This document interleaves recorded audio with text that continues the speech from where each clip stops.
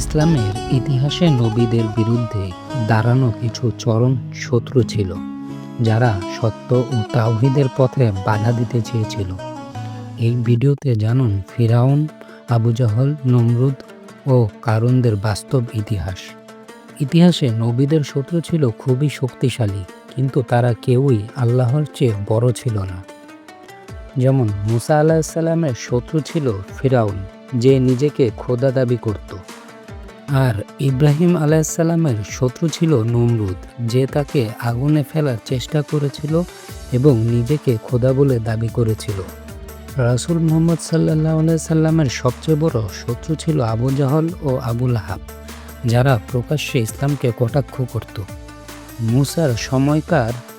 মুসা নবীর সময়কার এক ধনী ছিল কারুন, যার অহংকার তাকে ধ্বংস করেছিল। কিন্তু আল্লাহ ছিলেন সবসময় তাদের পাশে। যে আল্লাহর পথে থাকে তার শত্রু যত বড়ই হোক, সে কখনো হারবে না। তুমি কি সত্যর পথে আছো? কমেন্টে বলো। আল্লাহ আমাদের সবাইকে হেদায়েত দিক। আমিন।